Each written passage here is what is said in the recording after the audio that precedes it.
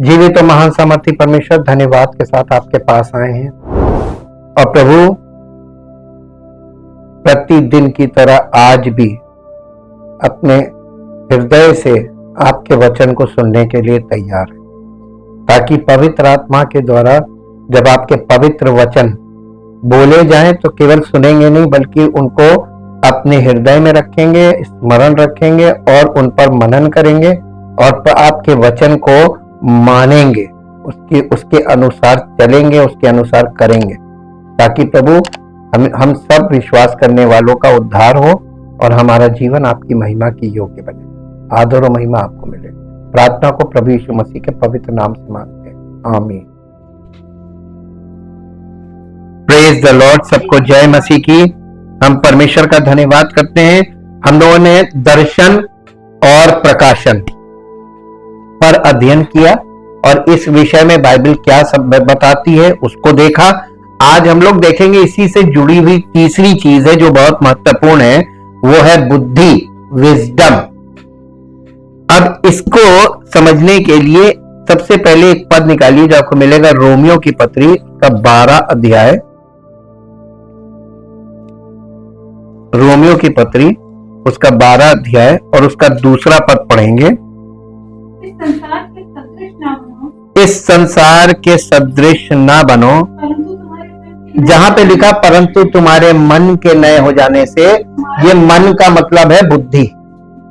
तुम्हारी बुद्धि के नए हो जाने से तुम्हारा चाल चलन, तो चाल चलन तब बदलेगा, पहले बुद्धि नई होगी। बुद्धि नहीं होगी, माइंड का मतलब है बुद्धि।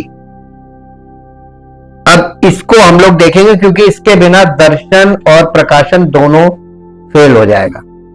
आपके सामने सब कुछ होगा और आपको कुछ समझ में नहीं आएगा। एग्जाम्पल बता दे, यहूदी लोगों के पास परमेश्वर की व्यवस्था थी जिसमें सब प्रकट था, यीशु मसीह के बारे में पूरा प्रकाशन रखा हुआ, और फिर भी उन्होंने यीशु मसीह को नहीं पहचाना।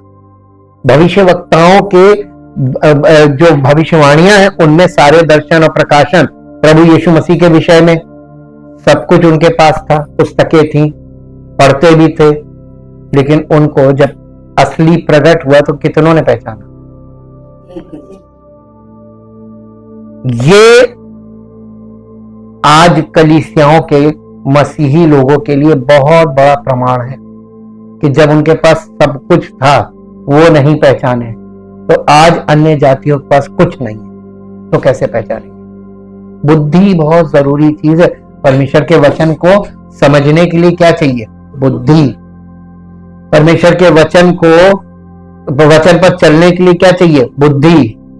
परमेश्वर की बातों को अपने मन में कैसे हमको उसको अपनाना है, कैसे उसको करना है, क्या करना है, इसके लिए क्या चाहिए? बुद्धि। और क्या नहीं है? बुद्धि नहीं। आज हम बुद्धि के विषय में हम लोग अध्ययन करेंगे। और बुद्धि क्या है? मरियम वेब्स्टर की जो डिक्शनरी है उसके अनुसार बुद्धि आंतरिक गुणों और रिश्तों, अंतर्दृष्टि, अच्छी समझ, निर्णय, आमतौर पर स्वीकृत विश्वास और संचित दार्शनिक या वैज्ञानिक शिक्षा को समझने की क्षमता है बुद्धि। इसमें वैज्ञानिक दृष्टिकोण जरूर आता। बुद्धि अगर वैज्ञानिक दृष्टिकोण के अनुसार नहीं काम कर रही है तो आपकी बुद्धि अभी सही नहीं है। आपके अंदर वो अंधकार की बातें काम कर रही हैं। जैसे लोग झाड़ा फूकी, दुआ ताबीज, इन चीजों में क्यों विश्वास करते हैं? हाँ, ये दिखाता है कि वो वैज्ञानिक दृष्टिकोण नहीं है उनके अंदर। और अगर ये नहीं है वैज्ञानिक दृष्टिकोण तो इसका मतलब परमेश्वर का वचन तो बिल्कुल नहीं समझ में आएगा, बिल्कुल नहीं समझ में आएगा, एकदम ऊपर से निकल जाएगा। और परमेश्वर का वचन नहीं समझ में आएगा तो उद्धार भी नहीं मिलेगा। तो कहां पहुंचेंगे? मान लीजिए आप 50 साल कलीसिया में गए और बुद्धि नई नहीं हुई। बुद्धि के नए हो जाने, बुद्धि नई होनी है। जब बॉर्न अगेन होते हैं ना तो हमारी बुद्धि तो बदल जाती है, हमारा दृष्टिकोण बदल जाता है, तो हमारा उद्देश्य बदल जाता है, उससे हमारा जीवन बदलता है।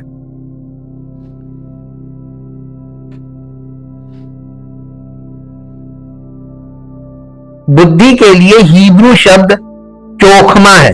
हिब्रू में बुद्धि को कहते हैं चोखमा, जो क्रिया चोखम, चोखम जो है वो वर्ब है, क्रिया से लिया गया है, जिसका अर्थ है बुद्धिमान होना। पुराने नियम में इसके कई अर्थ हैं बुद्धि के। ये कारीगरों या कलाकारों के कौशल या क्षमता को संदर्भित कर सकता है। देखिए, जो किसी भी प्रकार का टेक्निकल काम करते हैं, कारीगर होते हैं, उनके पास क्या चीज होती है जो आम लोगों के पास नहीं? एक विशेष बुद्धि होती है।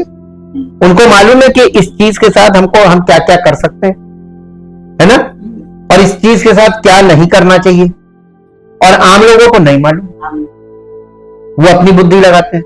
तो बुद्धि बहुत खास चीज है, ये परमेश्वर का दिया हुआ वरदान है, समझ लीजिए। निर्गमन की पुस्तक निकालें, निर्गमन की पुस्तक और उसका 28 अध्याय, निर्गमन की पुस्तक का 28 अध्याय और 28 अध्याय का 3 पद पढ़ेंगे। और जितनों के हृदय में बुद्धि है, और जितनों के हृदय में बुद्धि है। बुद्धि कहां होती है? हृदय में। आपको एक नई चीज पता चल रही होगी, बुद्धि को इंग्लिश में कहते हैं विजडम, है ना। समझ कहां होती है? सर में। और बुद्धि कहां होती है? और इन दोनों को मिलाकर बनता चित्त। चित्त, एक मन और एक चित्त, यानी आपकी बुद्धि और समझ काम करेगी जब दिल और दिमाग आपस में इन ट्यून हो जाएगा, सिंक्रोनाइज हो जाएगा। ये भी एक टेक्निकल वर्ड है। जिनको मैंने बुद्धि देने, और जितनों के हृदय में बुद्धि है, जिनको मैंने बुद्धि देने वाली आत्मा से परिपूर्ण किया है, उनको तो हारून के वस्त्र बनाने की आज्ञा दे कि वो मेरे निमित्त याजक का काम करने के लिए पवित्र बने। तो परमेश्वर किनको चुन रहा था? मूसा के तंबू और याजकों के वस्त्र और सारी चीजों को जो मंदिर में यूज होनी थी, उनको बनाने के लिए उसने किसको चुना? यहां पे फिर पढ़िए, जिनके और जितनों के हृदय में बुद्धि। पहली बात क्या है? बुद्धि कहां होती है? हृदय में। दूसरी बात इसमें एक और खुलासा है, जिनको मैंने बुद्धि देने वाली आत्मा से। तो परमेश्वर की आत्मा बुद्धि की आत्मा है। कितने लोग आज के युग में कलीसियाओं में ये दावा कर रहे हैं कि हमें पवित्र आत्मा मिला है। पता कैसे चलेगा? उनके निर्णय, उनके काम और उनके जीवन शैली, आप सब चीजों को अगर देखें वचन के अनुसार, तो आपको लगेगा नहीं ये वो बुद्धि नहीं है जो परमेश्वर की आत्मा के द्वारा होनी चाहिए। ये वो बुद्धि नहीं है, ये मानव बुद्धि है। और ये मानव बुद्धि को ही पवित्र आत्मा, अपनी आत्मा को पवित्र आत्मा समझते हैं। भ्रम है ना। पुराने नियम के जो झूठे भविष्यवक्ता थे, उनके लिए लिखा वो अपनी आत्मा के अनुसार चलते थे और अपनी आत्मा के अनुसार बोलते थे, और इसको वो सोचते थे पवित्र आत्मा, और बहुतों को बहका दिया। मानव आत्मा भी बहका सकती है, ठीक। तो अपनी आत्मा के कारण बहक गए, भटक गए। कौन? पुराने नियम के झूठे भविष्यवक्ता। तो नए नियम के, और नए नियम में लिखा, जिस प्रकार पुराने नियम में, पुरानी वाचा में झूठे भविष्यवक्ता थे, उसी प्रकार नई वाचा के लोगों में, कलीसियाओं में झूठे उपदेशक होंगे। और झूठे उपदेशक का मतलब क्या है? झूठा उपदेश देने वाले। ये भी उन्हीं की तरह अपनी आत्मा के अनुसार भटक जाएंगे और अपनी बातें करने लगेंगे। आज शिक्षाएं देख लीजिए, ये बाइबल हम लोगों को सब प्रकट करके दिखा रही है। एक पद और निकालिए जो आपको मिलेगा 35 अध्याय इसी का, निर्गमन 35 अध्याय, 35 अध्याय और 35 अध्याय का 10 पद पढ़ेंगे। तुम में से जितनों के हृदय में बुद्धि का प्रकाश है। बुद्धि क्या है? बुद्धि में क्या चीज है? प्रकाश। प्रकाश कहां पाया जाता है? बुद्धि में। बुद्धि क्या है? आत्मा है। और यह आत्मा का प्रकाश और बुद्धि का प्रकाश दोनों एक ही चीज है ना। जब आपके पास बुद्धि होगी तभी आपके पास प्रकाश होगा। हाँ, जितनों के, तुम में से जितनों के हृदय में बुद्धि का प्रकाश है, यहोवा ने दी है, वे सब आकर जिस जिस वस्तु की आज्ञा यहोवा ने दी है वे सब बनाए। तो लोगों को जिनको उसने ये बुद्धि दी है या बुद्धि का प्रकाश दिया है, वो आकर यह परमेश्वर के निवास स्थान को बनाए। ये मूसा के समय में था। नए नियम में क्या है? नए नियम में पवित्र आत्मा, बुद्धि और ज्ञान का आत्मा, समझ का आत्मा और सब प्रकार के प्रभावशाली कार्यों का आत्मा, पवित्र आत्मा। वही सेम चीज तो है ना, सेम चीज है। तो कलीसिया में कौन काम कर सकता है? नहीं, जो पवित्र आत्मा से बुद्धि प्राप्त किए हुए हैं और प्रकाश प्राप्त किए हुए लोग हैं वही काम कर सकते हैं, बाकी लोग नहीं। और आज के युग में क्या है? ट्रेनिंग से काम हो रहा है। तो ट्रेनिंग में बुद्धि और ज्ञान नहीं मिलेगा। इस सब्जेक्ट में हम लोग इन चीजों का अध्ययन करके देखेंगे। अब देखिए एक और पद निकालिए, इसी का 36 अध्याय निकालिए, 36 चैप्टर, निर्गमन 36 अध्याय और 36 अध्याय का पहला और दूसरा पद पढ़ेंगे। बसलेल और ओहोलीआब और सब बुद्धिमान जिनको यहोवा ने या प्रभु ने ऐसी बुद्धि और समझ दी हो कि वे यहोवा की सारी आज्ञाओं के अनुसार पवित्र स्थान की सेवा के लिए सब प्रकार का काम करना जाने, वे सब ये काम करें। सब लोग को बोल दिया कि सब लोग आओ, सब लोग जुट जाओ काम करने ना। आपके घर में कंस्ट्रक्शन होना, आप किसको बुलाएंगे? एक राजमिस्त्री बुला लीजिए जिसको बेचारे को उल्टा सीधा जोड़ना आता हो, आपका घर बना। नहीं आता तो बहुत होगा, कम। जो बढ़िया काम करता होगा उससे काम कराएंगे या जो चलता हुआ काम करता है उससे कराएंगे? लकड़ी का काम किससे कराएंगे? अरे पास में कोई रहता हो तो बुला लीजिए, जो सीधी सीधी लकड़ी ठोकना जानता, बढ़ई हो गया। अरे हमने तो ऐसे ऐसे बढ़ई देखे हैं, औजार लेके चल रहे हैं, वो एक्चुअली होते हेल्पर हैं और वो मिस्त्री बन के आ जाते हैं। आप उनके औजार के इस्तेमाल से पकड़ लेंगे अगर आपके पास बुद्धि है तो। उनका औजार इस्तेमाल करने का तरीका ही बता देगा, अरे ये अनट्रेंड है। पूरा ट्रेंड आदमी जो होता है ना, उसके बात करने का ढंग, उसके काम करने का ढंग, उससे कैसे पता चलता है कि कौन बढ़िया माहिर आदमी। माहिर आदमी बोलता कम है, वो काम करके दिखाता कि ये देखिए मैंने ये किया, और उसके काम की चीजें, नमूने आपको देखने को मिल जाएंगे। ये काम उसके हाथ का, ये आप तुमने बनाया या तुम मेरा भी काम करो। किसका काम पसंद करेंगे? प्रमाणित काम पसंद करेंगे ना। आजकल के लोग प्रमाणित काम नहीं पसंद करते। आजकल के लोग किसी को भी पकड़ लाते। हाँ, उसने कह दिया तुम बड़े, हाँ करवा तो देखिए, अपना घर बनाइए, आपको बहुत सीखने को मिल जाएगा बुद्धि के बारे में। आपको जब आप घर बनाएंगे ना, घर बुद्धि से बनाया जाता, नीति वचन में लिखा। आप घर बनाइए, आपको बुद्धि मिल जाएगी, क्योंकि चूना लगेगा, जम के चूना लगेगा, और जितना जम के चूना लगेगा उतनी बुद्धि आप। भाई आप कोई चीज सीखेंगे तो फीस देंगे ना, तो आप जीवन के सबक सीखेंगे तो नुकसान उठा के ही सीखेंगे ना, तभी तो आपको समझ में आएगा क्या सही क्या गलत। गलत बोल रहे हैं तो ये जीवन में आप चलते चलते बहुत कुछ सीखेंगे। यिर्मयाह नबी की पुस्तक 10 अध्याय, यिर्मयाह नबी की पुस्तक 10 अध्याय। जिन लोगों ने कभी घर नहीं बनाया ना, उनको घर बनाते समय बुद्धि आ जाती है घर बनाने से पहले सपना सुनिए, ये बनाएंगे, दीवारों में ये लगाएंगे, फर्श में ये वाला मार्बल लगाएंगे, और ये करेंगे, और वो वाली लकड़ी, सबसे महंगी लकड़ी की चौखट लगाएंगे, सबसे महंगी लकड़ी के पल्ले लगाएंगे, और जहां स्ट्रक्चर खड़ा होता है उसके बाद सारी कल्पनाएं, भावनाएं सब किनारे होती। भैया जितनी जल्दी से सादा फर्श बनाओ, जल्दी जल्दी करो, और आखिरी होते होते तो कहते अच्छा छोड़ दो, सिर्फ पट्टी करा लो, काम चलेगा। हवा निकलती है ना भावनाएं बहुत भरी होती है। 10 अध्याय, यिर्मयाह 10 अध्याय, उसका 9 पद। पत्थर बनाई हुई चांदी तरशीश से लाई जाती है, और उफास से सोना वे कारीगर और सुनार के हाथों की कारीगरी है। उनके पहिरावे नीले और बैंगनी रंग के वस्त्र हैं। उनमें जो कुछ है वो निपुण कारीगरों की कारीगरी ही है। कारीगरी के विषय में बताइए, ये बुद्धि है। कारीगरी जो है वो बुद्धि से की जाती है।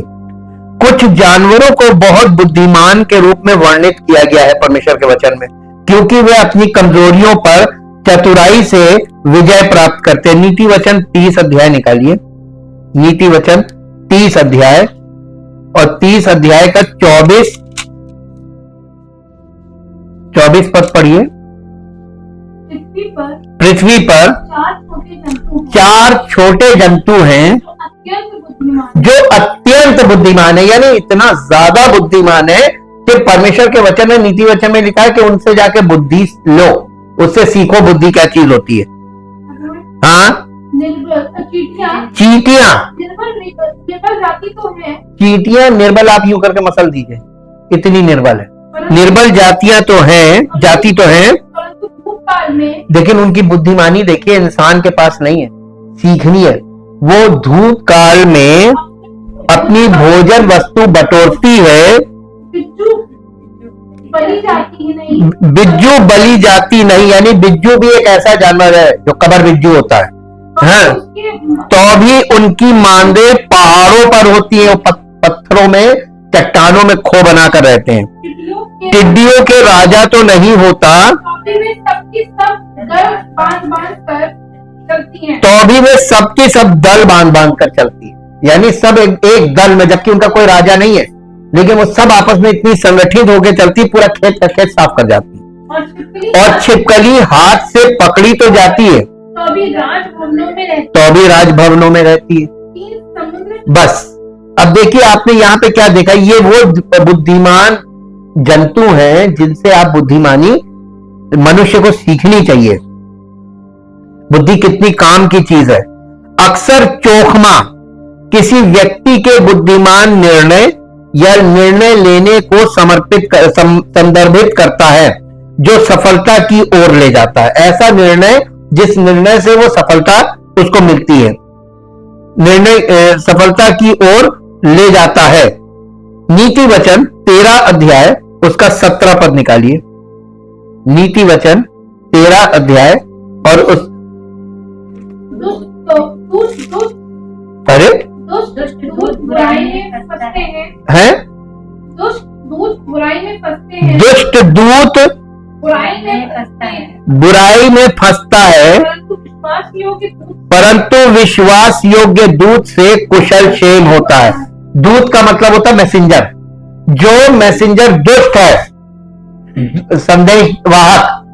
अब परमेश्वर का वचन ले लीजिए, इसका ये संदेश ही तो हम दे रहे हैं। जो परमेश्वर का वचन सही तरीके से देता है, जो दुष्ट है, वो क्या करेगा मालूम है? वो दुष्ट जो होगा, वो दुष्ट संदेश वाहक परमेश्वर के वचन को कैसे देगा? दुष्ट बुराई में, वो बुराई में फंस जाएगा, संसारिक जीवन में और बुराई में फंस जाएगा, और वो परमेश्वर के उस संदेश को लोगों तक जैसे पहुंचाना चाहिए वो नहीं पहुंचाएगा। परंतु विश्वास योग्य दूत से कुशल क्षेम होता है, यानी उससे आपका भला होगा। तो लोगों का भला किससे होगा? परमेश्वर का सही सेवक होगा तो लोगों का भला होगा, क्योंकि वो परमेश्वर से कनेक्ट होंगे, परमेश्वर भला करेगा। और अगर संदेश वाहक सही नहीं होगा ना, तो भला नहीं होगा। आत्मिक तौर पे बात कर रहे हैं, शारीरिक तौर पे नहीं। कई बार मालूम है लोग काउंट क्या करते हैं, अरे क्या बात करते हैं, मेरे पास पैसों की कोई कमी नहीं है, हमारे बच्चे सब कमाई कर रहे हैं, बढ़िया, सब बढ़िया सेटल हैं, सब। ये नहीं, ये तो अभी आप कुछ सालों बाद देखिएगा कौन कहां पड़ा है, आपको देखने में समझ में आ जाएगा। ये सांसारिक दृष्टिकोण है। 14 अध्याय का 8 पद पढ़िए। नीति वचन 14 अध्याय 8 पद। चतुर की बुद्धि अपनी चाल का जानना है, परंतु मूर्खों की मूर्खता छल करना है। यानी मूर्ख व्यक्ति होता है वो छल करता है, लोगों के साथ धोखा देता है। सबोपदेशक में आ जाइए, इसी के बाद है सबोपदेशक और उसका 8 अध्याय। सबोपदेशक 8 अध्याय का 5 पद पढ़िए। जो आज्ञा को मानता है, वो जोखिम से बचेगा बुद्धिमान का मन समय और न्याय का भेद जानता है। और बुद्धिमान व्यक्ति का मन यानी माइंड समय और न्याय का भेद जानता है, अंतर। ये न्याय होगा, किस समय न्याय होगा और न्याय होगा तो क्या होगा, ये अंतर वो जानता है। ये बुद्धिमानी वाली बात है। एक और पद निकालिए, सबोपदेशक 10 अध्याय का 12 पद। बुद्धिमान के वचनों के कारण, बुद्धिमान के वचनों के कारण अनुग्रह होता है, अपने वचनों के द्वारा, परंतु मूर्ख अपने वचनों के द्वारा नष्ट होता है। देखिए, एक के वचन से, एक के बोलने से कल्याण हो रहा है, एक के बोलने से अनुग्रह हो रहा है, और एक के बोलने से क्या हो रहा है, नष्ट हो रहा है। अब ये आपको देखना है, बुद्धिमानी आपकी है कि आप ये देखिए कि किसके बोलने से क्या हो रहा है आपके जीवन में, आपको पता चल जाएगा। ये आपकी बुद्धिमानी होगी। बुद्धि शक्ति और अनुग्रह लाती है। बुद्धि शक्ति परमेश्वर की सामर्थ को और अनुग्रह को लाती है, परमेश्वर के अनुग्रह को। बुद्धिमान व्यक्ति लापरवाही से या क्रोध में आकर काम करने से बचता है। बुद्धिमान व्यक्ति जो होता है ना, वो क्रोध नहीं करता, और जो क्रोध करता है उसके लिए लिखा हुआ मूर्ख है। नीति वचन में यही लिखा हुआ, बहुत परखी हुई बातें हैं ये, ट्राइड एंड टेस्टेड है। आप अगर क्रोध में धनी हैं तो हमेशा गड़बड़ी होगी और बनते काम बिगड़ जाएंगे। ये है क्रोध में। लेकिन जब आप यानी बुद्धिमान वो है जो क्रोध से नहीं बल्कि बुद्धिमानी से मामलों को सॉल्व करता है। बुद्धिमानी होनी चाहिए ना भाई। समस्या आ गई, कोई घटना थी, घटित हो गई, उसमें आप क्रोध करेंगे तो और विकट समस्या हो जाएगी। अगर आप उसमें बुद्धिमानी से काम करेंगे ना तो सब चीजें सुलझ जाएंगी। क्या करना चाहिए? क्रोध कर लेना चाहिए। हाँ, नीति वचन 14 अध्याय, नीति वचन 14 अध्याय और उसका 35 पद पढ़ेंगे।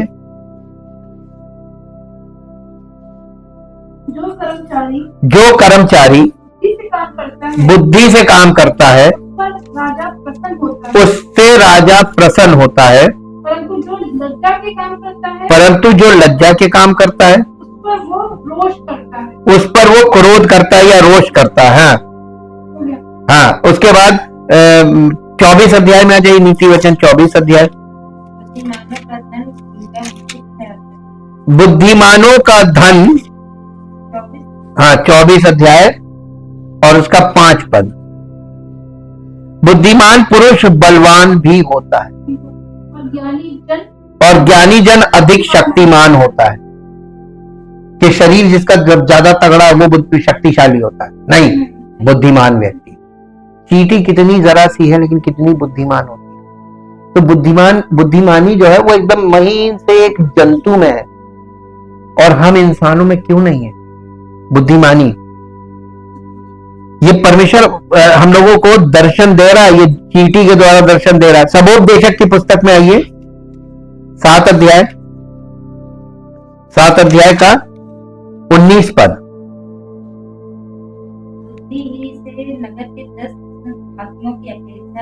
बुद्धि ही से नगर के 10 हाकिमों की अपेक्षा बुद्धिमान को अधिक सामर्थ प्राप्त होती है। बस। अब एक और पद पढ़िए, नीति वचन 14 अध्याय, नीति वचन के 14 अध्याय में आ जाइए। 14 अध्याय और 16 पद पढ़िए। बुद्धिमान व्यक्ति जो होता है वो डर कर बुराई से हटता है। बुराई करने से डरता है। सीधी बात कहें तो क्यों डर रहा? क्योंकि उसको ये मालूम है कि परमेश्वर अगर एक बार नाराज हो गया ना तो दोबारा मैं अपने आप को प्रमाणित कर नहीं पाऊंगा, दोबारा मौका नहीं मिलेगा।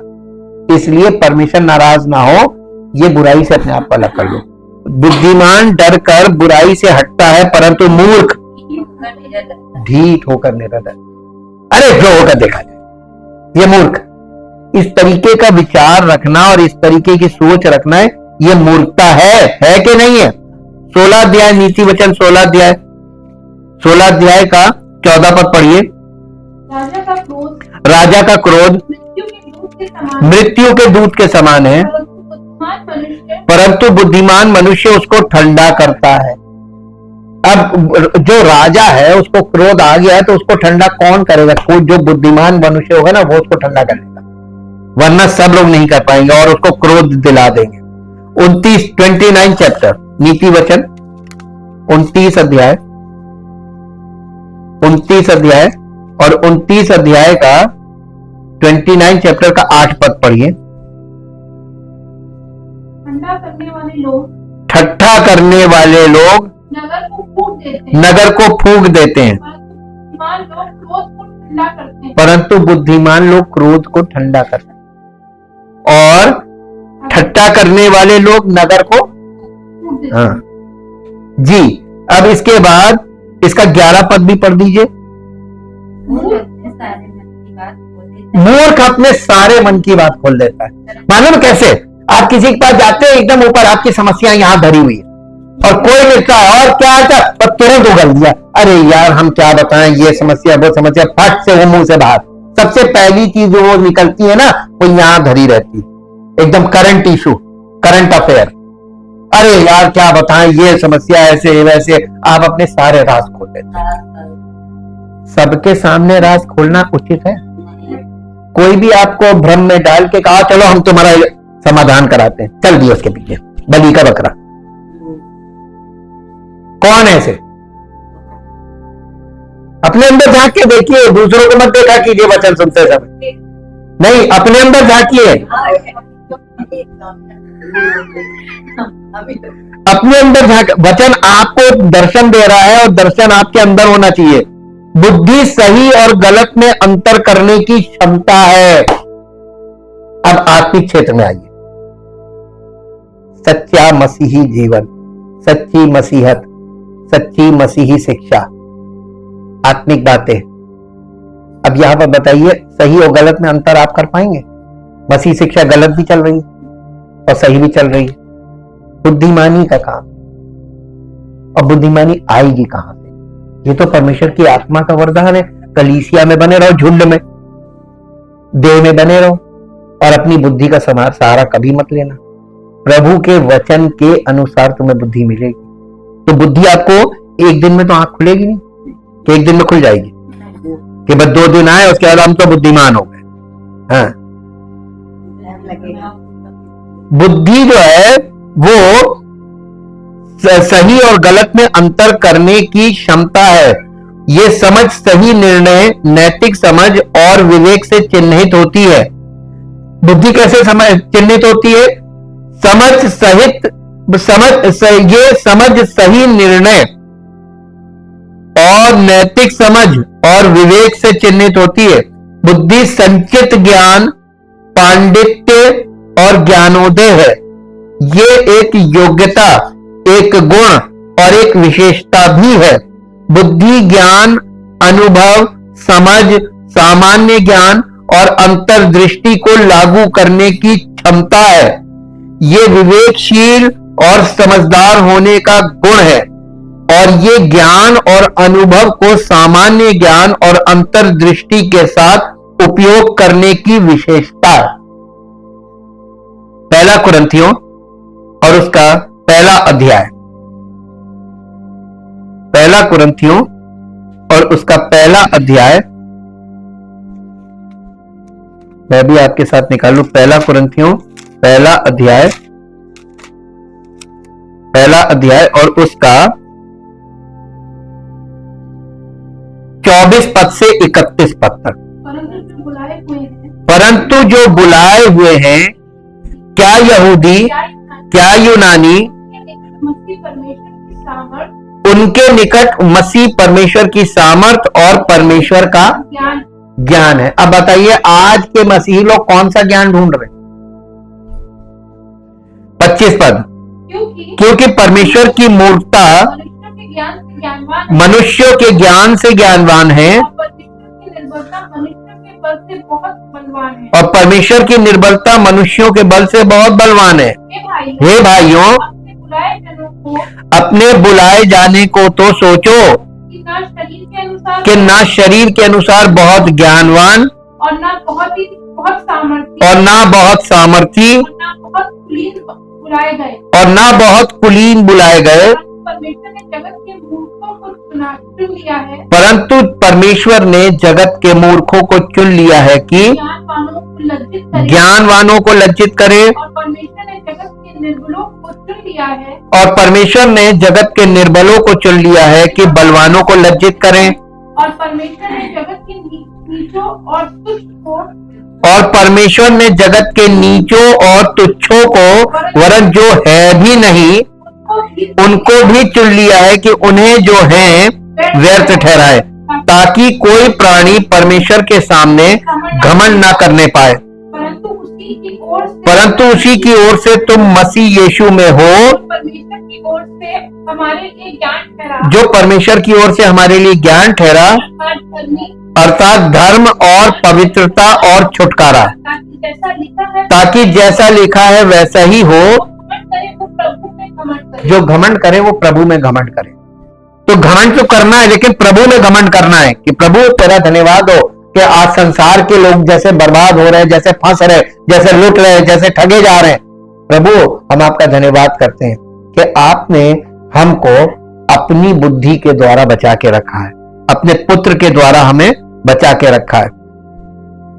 3 प्रकार की बुद्धि 3 प्रकार की बाइबल के अनुसार देखेंगे। याकूब की पत्री और उसका 3 अध्याय निकालिए,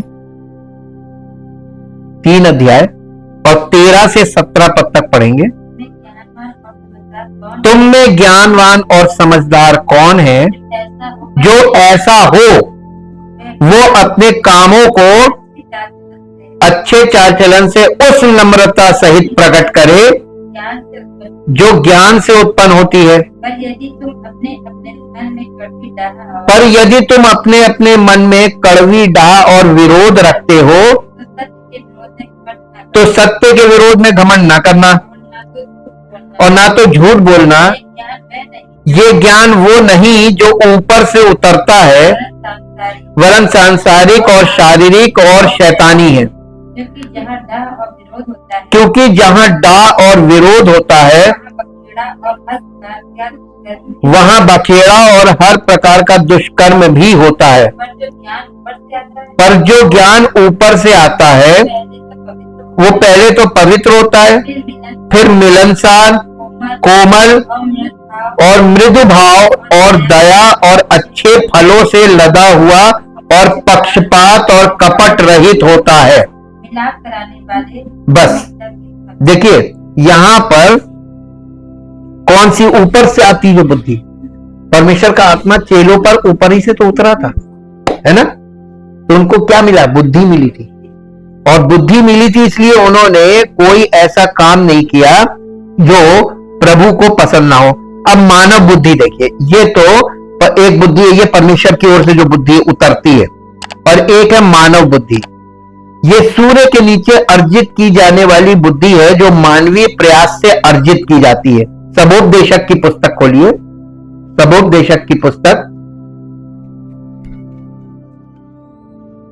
सबोपदेशक की पुस्तक और उसका 1 अध्याय और उसका 9 पद पढ़ेंगे।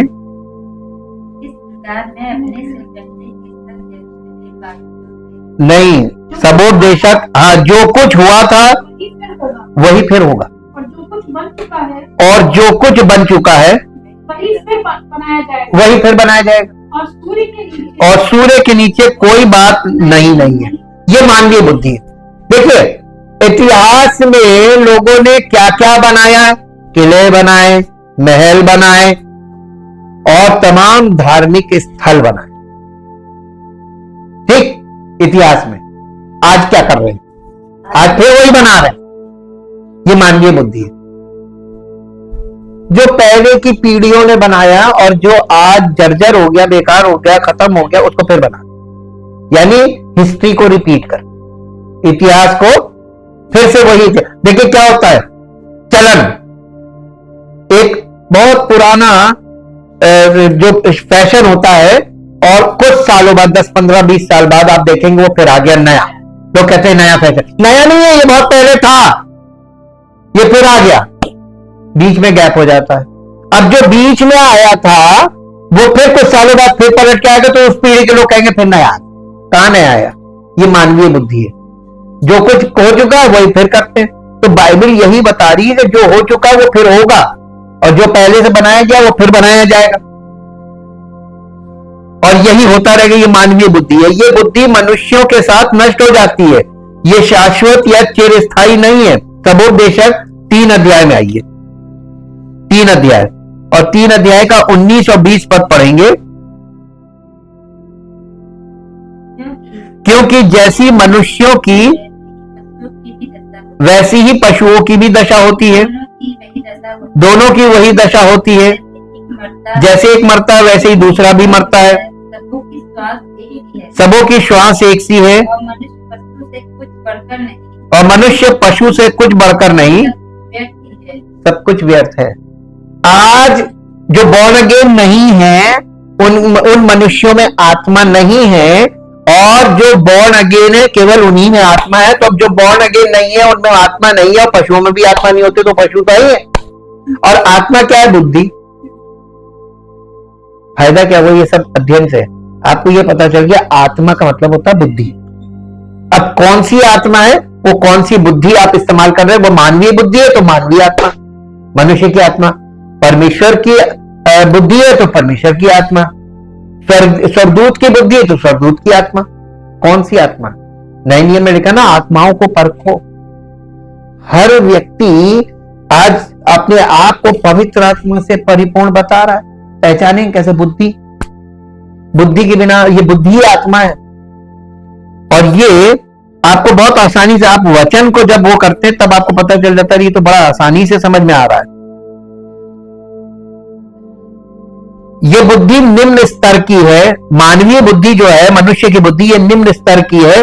कोई व्यक्ति तभी पूरी तरह सफल होता है जब वो इस बुद्धि में चलते हुए परमेश्वर का भय मानता है। सबोपदेशक 7 अध्याय में आ जाइए, 7 अध्याय, और 7 अध्याय का 16 और 17 पद पढ़िए। अपने को बहुत धर्मी न बना, अपने आप को बहुत धर्मी न बना, अपने आप को बहुत धर्मी ना बना, बहुत धार्मिक नहीं बनना चाहिए, है ना। आज के आप युग में देखिए लोग अपने आप को कैसे धर्मी घोषित कर रहे हैं, धर्मी दिखा रहे हैं, एक वेशभूषा से, एक कुछ कार्यों से, कुछ क्रियाओं से वो ये दिखा रहे हैं हमसे बड़ा धर्मी कोई। अपने आप को, अपने को बहुत धर्मी ना बना, और ना अपने को अधिक, अपने आप को अधिक बुद्धिमान बना, तो क्यों अपने ही नाश का कारण बना। जब आदमी कोई अपने आप को बहुत बुद्धिमान समझता है या अपने आप को बहुत ज्यादा धर्मी समझता है, अपने नाश का कारण बन जाता है। ठीक इन चीजों से बचने के लिए यहां पर हमको समझ दी जा रही है।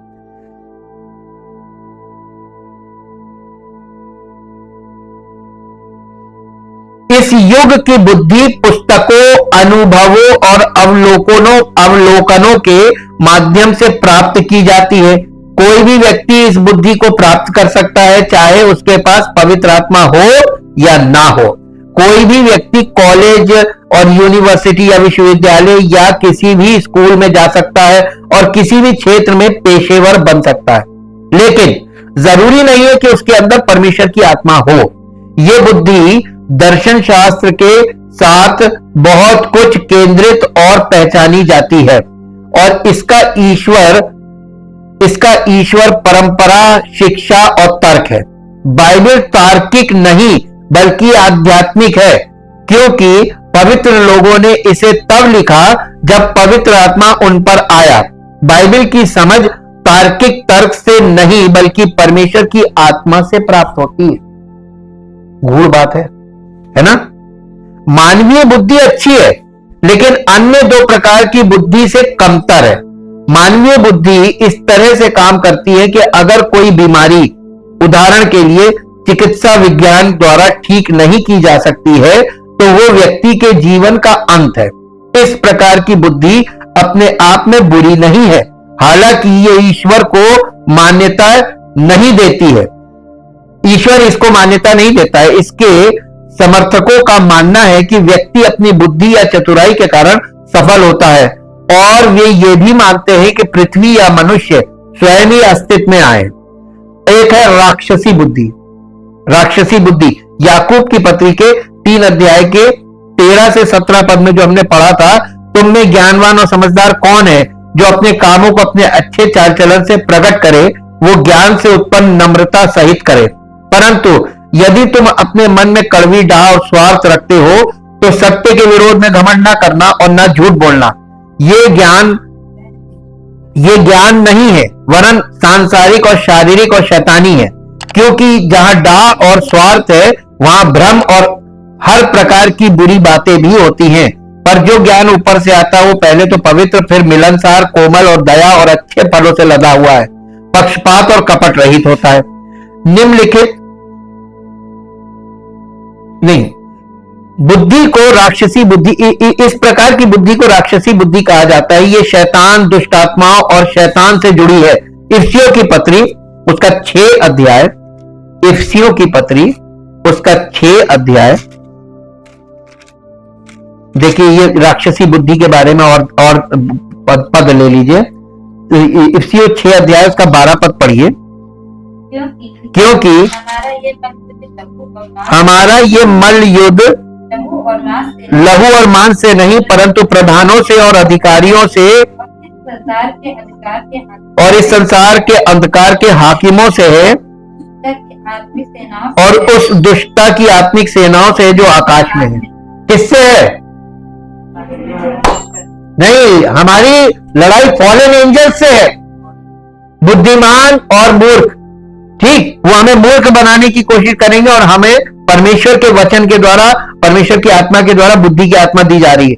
प्रेरित पौलुस इसे इस युग के शासकों की बुद्धि के रूप में वर्णित करते हैं, जिसे कुछ लोग राजनीतिक या सरकारी अगुआ मानते हैं। हालांकि शास्त्रों के अनुसार यह राक्षसी बुद्धि को संदर्भित करता है, जो कि राजतंत्रों, पृथ्वी के अंधकार के शासकों और उच्च स्थानों पर आध्यात्मिक दुष्टता से जुड़ी है। कोई भी बुद्धि जो परमेश्वर की बुद्धि का विरोध करती है उसे राक्षसी माना जाता है। यदि आप मानवीय बुद्धि की तलाश करते हैं और महसूस करते हैं कि यह आध्यात्मिक बुद्धि का खंडन करती है और परमेश्वर की बुद्धि को मूर्खतापूर्ण बनाती है, तो इसे राक्षसी माना जा सकता है। राक्षसी बुद्धि दुष्ट जोड़ तोड़ से प्रेरित होती है और शैतान से प्रेरित होती है। कोई भी बुद्धि जो परमेश्वर की बुद्धि को चुनौती देती है या हर चीज को तर्क संगत बनाने की कोशिश करती है, उसे राक्षसी माना जाता है। ये आपकी इंद्रियों को प्रभावित और उनका शोषण करती है। उदाहरण के लिए समलैंगिक विवाह और गर्भपात का समर्थन करने वाली बुद्धि को राक्षसी माना जाता है। इसको राक्षसी माना जाता है। राक्षसी बुद्धि से जीना आपको अनंत जीवन से वंचित करता है। यह ईश्वर का सम्मान नहीं करता और झूठी आशा प्रदान करता है, जो मसीह में विश्वास को कमजोर करता है। हालांकि यह पृथ्वी पर सफलता प्रदान कर सकता है, लेकिन इसका अनंत काल पर कोई प्रभाव नहीं पड़ता है। यह सांसारिक खजाने को इकट्ठा करने में मदद कर सकता है, लेकिन अंततः विनाश की ओर ले जाता है। फिर है ईश्वरीय बुद्धि। याकूब 3 अध्याय के 13 से 17 यही पदे रहेंगे, और इनके अनुसार ये वो ज्ञान है जो परमेश्वर से आता है। अय्यूब की पुस्तक निकालिए, अय्यूब की पुस्तक और उसका 28 अध्याय, 28 चैप्टर, अय्यूब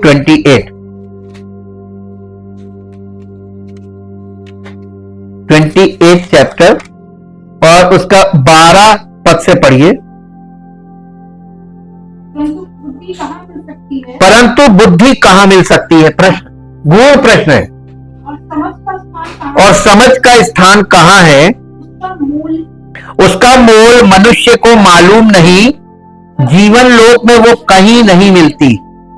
हाँ, अतः सागर कहता है वो मुझ में नहीं है, और समुद्र भी कहता है वो मेरे पास नहीं है।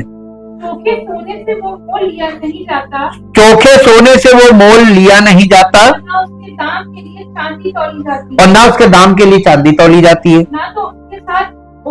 ना तो उसके साथ ओपीर के कुंदन की बराबरी हो सकती है, और ना अनमोल सुलेमानी पत्थर या नीलमणि की, ना सोना ना कांच न कांच उसके बराबर ठहर सकता है। कुंदन के गहने के बदले भी वो नहीं मिलती। कुंदन के कहने के बदले भी वो नहीं मिलती। मूंगे और स्फटिक मणि की उसके आगे क्या चर्चा। बुद्धि का मूल मणिक से भी अधिक। बुद्धि का मोल मणिक से भी अधिक है।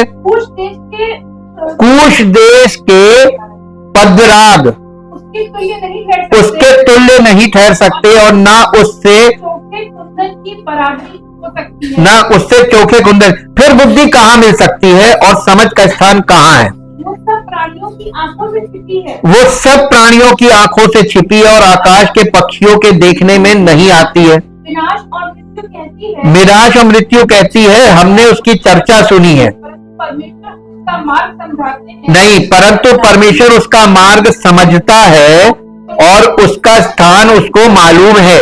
वहाँ तो वो तो पृथ्वी की छोर तक ताकता रहता है और सारे आकाश मंडल के तले देखता भागता है। और सारे आकाश मंडल के तले देखता भागता है। जब वो वायु को तौल ठहराया, वायु का तौल ठहराया और जल को नपुए में नापा और मेघ के लिए बिजली और गर्जन और बिजली के लिए मार्ग ठहराया। देखिए यहाँ पर और लिखा है कि तब उसने बुद्धि को देखकर उसका बखान भी किया। परमेश्वर को मालूम है केवल बुद्धि कहाँ है।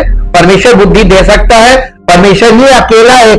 कोई दुनिया में कोई चीज आपको बुद्धि नहीं दे सकती और यह आपको धन दौलत से प्राप्त नहीं हो सकती है।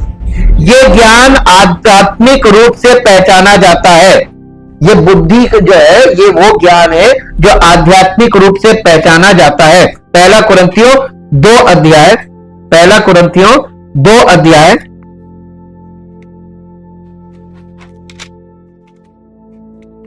पहला कुरिन्थियों के 2 अध्याय का 14 पद। परंतु शारीरिक मनुष्य परमेश्वर के आत्मा की बातें ग्रहण नहीं करता क्योंकि वो उसकी दृष्टि में मूर्खता की बातें हैं और ना वो उन्हें जान सकता है क्योंकि उनकी जांच आत्मिक रीति से होती है। बस आत्मिक रीति से। बुद्धि कहाँ से आपको पता चलेगी? आत्मिक रीति से। बॉर्न अगेन होना जरूरी है, फिर एक कंडीशन आ गई। ये ऐसी चीज नहीं है जिसे आप स्कूल जाने, किताबी ज्ञान या वैज्ञानिक तरीकों से प्राप्त कर सकते हैं। ईश्वरीय ज्ञान बदल नहीं सकता और ना ही इसे गलत साबित किया जा सकता है। मत्ती 28 अध्याय, मत्ती 28 अध्याय, मत्ती का 28 अध्याय और 28 अध्याय का 28 अध्याय और 18 पद पढ़ेंगे। यीशु ने उनके पास आकर कहा, स्वर्ग और पृथ्वी का सारा अधिकार मुझे दिया गया है। स्वर्ग और पृथ्वी का सारा अधिकार, बस बस बस, स्वर्ग और पृथ्वी का सारा अधिकार मुझे दिया गया है। उसके पास इतनी बुद्धि है कि वही इसे सुरक्षित रख सकता है और वही इसे संभाल सकता है, वही इसे चला सकता है।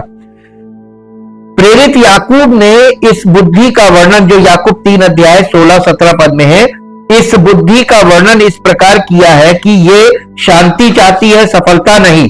ये पवित्रता चाहती है, खुशी नहीं। ये दूसरों के लिए समर्पण करने की इच्छा में खुद को प्रकट करती है, जो महत्वाकांक्षी आत्म प्रचार के बिल्कुल विपरीत है। ये बुद्धि भ्रष्ट नहीं है, ये शुद्ध और शांतिपूर्ण है और आपको पवित्र जीवन जीने में मदद करती है। अब एक मसीही के रूप में सफलता के लिए ईश्वरीय बुद्धि आवश्यक है, इस जीवन में और उसके बाद के जीवन में भी। मसीह के बिना ईश्वरीय बुद्धि प्राप्त करना असंभव है, क्योंकि ये वही है जो हमें ये बुद्धि प्रदान करता है। वो ईश्वर की ओर से हमारी बुद्धि है। कौन? यीशु मसीह ईश्वर की ओर से हमारी बुद्धि है। पहला कुरिन्थियों उसका पहला अध्याय उसका 24 पद पढ़िए। पहला कुरिन्थियों पहला अध्याय और उसका 24 पद। परंतु जो बुलाए हुए हैं, क्या यहूदी क्या यूनानी, और परमेश्वर का ज्ञान है। हाँ, ये कौन है? मसीह है। और उसके बाद 30 पद में भी यही लिखा है, परंतु उसी की ओर से तुम मसीह यीशु में हो, जो परमेश्वर की ओर से हमारे लिए ज्ञान ठहरा, अर्थात धर्म और पवित्रता और छुटकारा। ठीक। अब इसके बाद ये जो प्रकाशन, दर्शन और बुद्धि के बीच क्या अंतर है? ये रहस्य यानी प्रकाशन किसी चीज को ज्ञात करने का कार्य है, इसमें किसी दिव्य या अलौकिक एजेंसी द्वारा मनुष्य को ज्ञान का संचार शामिल है। ये एक ज्ञानवर्धक या आश्चर्यजनक प्रकटीकरण है। दूसरी ओर दृष्टि उन छवियों या छापों के मानसिक निर्माण को संदर्भित करती है जिन्हें इंद्रियों के लिए वास्तविक या वर्तमान के रूप में नहीं माना जाता है। यह अलौकिक उपस्थिति का धार्मिक या रहस्यमय अनुभव भी हो सकता है। एक दृष्टि एक सपने में, एक ट्रांस या परमानंद में देखी गई कोई चीज हो सकती है। ये प्राप्त करने के लिए एक विचार या एक लक्ष्य का प्रतिनिधित्व भी कर सकता है। धार्मिक या आध्यात्मिक संदर्भों में एक दृष्टि एक रहस्य उद्घाटन को व्यक्त कर सकती है। दृष्टि में कल्पना और ध्यान के माध्यम से मानसिक छवियों का निर्माण करना शामिल है, जबकि रहस्य उद्घाटन या प्रकाशन कुछ ऐसा है जो अक्सर दिव्य या अलौकिक साधनों द्वारा प्राप्त होता है। आप एक दृष्टि की कल्पना और सपना देख सकते हैं, लेकिन परमेश्वर की इच्छा की खोज करने के लिए यह आवश्यक है कि परमेश्वर अपनी इच्छा को आपके सामने प्रकट करे। बुद्धि संचित ज्ञान, पांडित्य और ज्ञानोदय है। यह ज्ञान या अनुभव को लागू करने की क्षमता और विवेकपूर्ण और समझदार होने का गुण भी है। बुद्धि में ज्ञान का समझदारी से, सही ढंग से और उपयोगी तरीके से उपयोग करना शामिल है। ये गुण संचित ज्ञान का विवेकपूर्ण और समझदारी पूर्ण तरीके से उपयोग करने से उत्पन्न होता है, जबकि दृष्टि से संबंधित है, ज्ञान अंतर्दृष्टि से संबंधित है। दृष्टि कल्पना की क्रिया या शक्ति है, जबकि ज्ञान कल्पना के माध्यम से प्राप्त की गई चीजों का निर्णय है। रहस्य उद्घाटन में ईश्वरीय सत्य का प्रकटीकरण शामिल है, चाहे वो प्रकृति, मसीह, शास्त्रों या ईश्वर की सत्य की आत्मा के माध्यम से हो। दृष्टि ईश्वरीय रहस्योद्घाटन का एक रूप है जिसमें सपने और प्रतीकात्मक चित्र शामिल हो सकते हैं, अक्सर उनकी व्याख्या के साथ। इस बीच ज्ञान सही और गलत के बीच अंतर करने की क्षमता है, जो ध्वनि, निर्णय, नैतिक समझ और विवेक द्वारा चिन्हित है। निष्कर्ष में रहस्य उद्घाटन, दर्शन और बुद्धि एक साथ काम करते हैं, लेकिन उनकी भूमिकाएं अलग अलग हैं। रहस्य उद्घाटन अक्सर देखी या सुनी गई कि किसी चीज के माध्यम से स्पष्ट चीजों को प्रकाश में लाता है। दर्शन प्रकट की गई चीज को व्यक्त करने के लिए मंच प्रदान करता है। बुद्धि संदेश की सच्चाई का न्याय करती है और प्रकट किए गए कार्य को सही ढंग से पूरा करने में मदद करती है। रहस्य उद्घाटन प्रकट करता है, दर्शन रहस्य उद्घाटन के लिए वाहन के रूप में कार्य करता है और बुद्धि प्रकट की गई चीज के वास्तुकार के रूप में कार्य करती है। रहस्य उद्घाटन प्रकटीकरण लाता है, दर्शन वाहन या मंच के रूप में कार्य करता है और बुद्धि वास्तुकार के रूप में कार्य करती है, पैटर्न और योजनाओं का निर्माता। Thank you, thank you, thank you Lord. सच्चे जीवित मान सामर्थ्य परमेश्वर, हम आपका हृदय से धन्यवाद करते हैं कि आपका वचन हमें वो बुद्धि देता है जो आपके इकलौते पुत्र प्रभु यीशु मसीह की बुद्धि है, और वो बुद्धि हमें पवित्र आत्मा के और पवित्र वचनों के द्वारा ही दी जा सकती है और दी जा रही है। हम प्रभु आपका धन्यवाद करते हैं। एक एक वचन हमारे लिए अनमोल है, ताकि आपकी ओर से हमारा जीवन आपकी महिमा के योग्य बने और हमारे जीवन से आपकी महिमा प्रकट हो। आदर और महिमा आपको मिले। प्रभु यीशु मसीह के नाम से इस प्रार्थना को मांगते हैं। आमीन। Praise the Lord.